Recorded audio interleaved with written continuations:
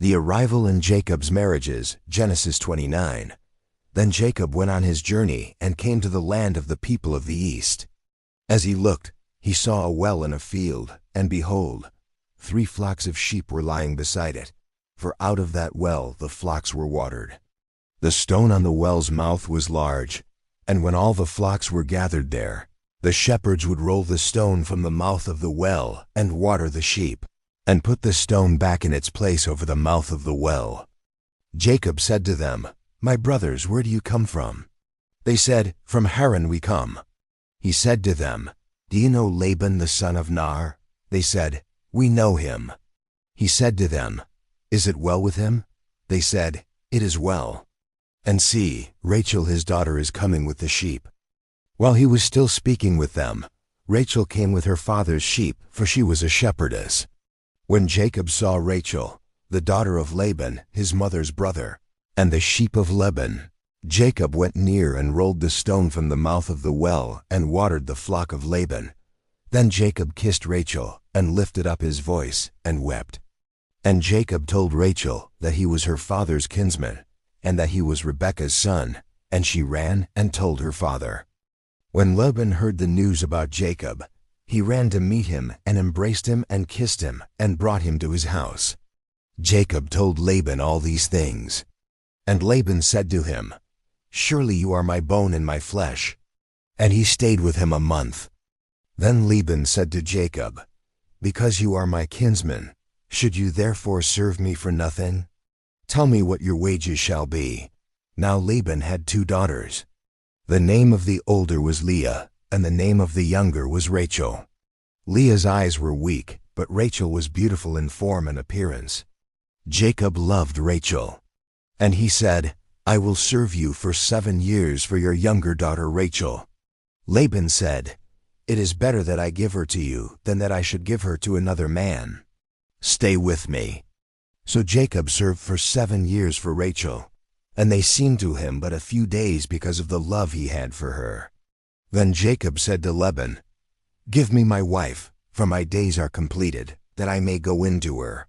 Laban gathered together all the people of the place and made a feast. But in the evening he took his daughter Leah and brought her to Jacob, and he went in to her. In the morning, behold, it was Leah. And Jacob said to Laban, "What is this you have done to me? Did I not serve with you for Rachel? Why then have you deceived me?" Laban said, "It is not so done in our country, to give the younger before the firstborn. Complete the week of this one, and we will give you the other also in return for serving me another 7 years. Jacob did so and completed her week. Then Laban gave him his daughter Rachel to be his wife. Part 2. The birth of Jacob's children, Genesis 30. When the Lord saw that Leah was hated, he opened her womb, but Rachel was barren. And Leah conceived and bore a son, and she called his name Reuben, for she said, "Because the Lord has looked upon my affliction. For now my husband will love me."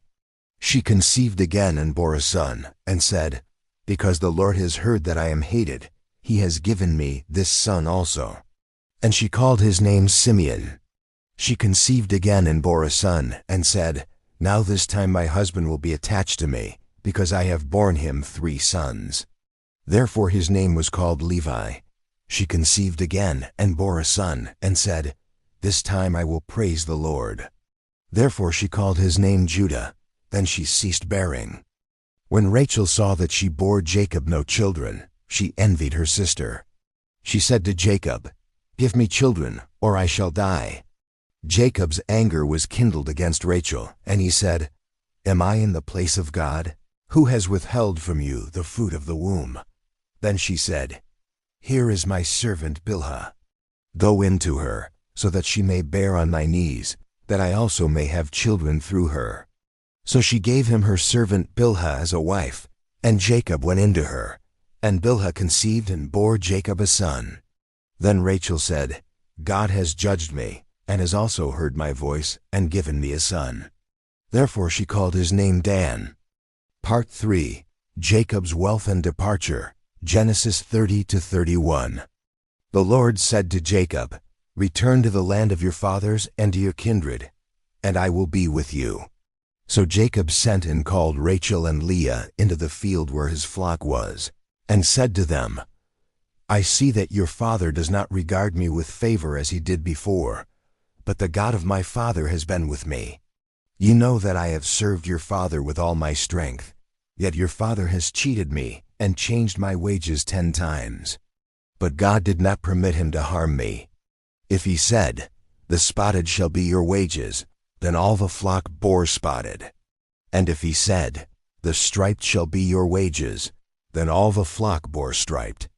Thus God has taken away the livestock of your father and given them to me."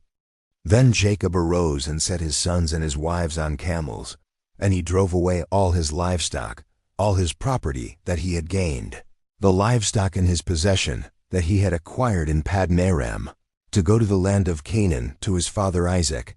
Laban had gone to shear his sheep, and Rachel stole her father's household gods. When Laban was told on the 3rd day that Jacob had fled, he took his kinsman with him and pursued him for 7 days, and overtook him in the hill country of Gilead.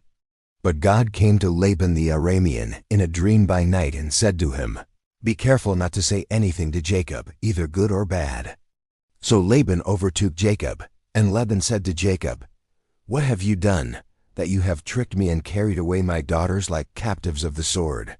Why did you flee secretly and trick me and not tell me, so that I might have sent you away with mirth and songs, with tambourine and lyre? And why did you steal my gods?" Jacob answered Laban, "Because I was afraid, for I thought that you would take your daughters from me by force. But as for your gods, whoever they are found with shall not live. In the presence of our kinsmen point out what is yours among my goods, and take it." Now Jacob did not know that Rachel had stolen them. So Laban went into Jacob's tent and into Leah's tent and into the tent of the 2 female servants, but he did not find them. And he went out of Leah's tent and entered Rachel's. Now Rachel had taken the household gods and put them in the camel's saddle and sat on them. Laban felt all about the tent, but did not find them. Then Jacob became angry and berated Laban. Jacob said to Laban, "What is my offense? What is my sin, that you have hotly pursued me? For 20 years I have been with you. Your ewes and your female goats have not miscarried, and I have not eaten the rams of your flocks. What was torn by wild beasts I did not bring to you. I bore the loss of it myself. From my hand you would require it, whether stolen by day or stolen by night. Thus I was. By day the heat consumed me, and the cold by night, and my sleep fled from my eyes. These 20 years I have been in your house. I served you 14 years for your 2 daughters, and 6 years for your flock, and you have changed my wages 10 times. If the God of my father, the God of Abraham and the fear of Isaac, had not been with me, surely now you would have sent me away empty-handed. God saw my affliction and the labor of my hands, and rebuked you last night." Then Laban answered and said to Jacob, "The daughters are my daughters, the children are my children, the flocks are my flocks, and all that you see is mine. But what can I do this day for these my daughters, or for their children whom they have borne? Come now, let us make a covenant, you and I, and let it be a witness between you and me." So Jacob took a stone and set it up as a pillar, and he said to his kinsmen, "Gather stones." And they took stones and made a heap, and they ate there by the heap. Laban called it Jegar-Sahadutha, but Jacob called it Galeed. Laban said, "This heap is a witness between you and me today." Therefore he named it Galeed. He also named it Mizpah, for he said, "May the Lord watch between you and me when we are out of one another's sight.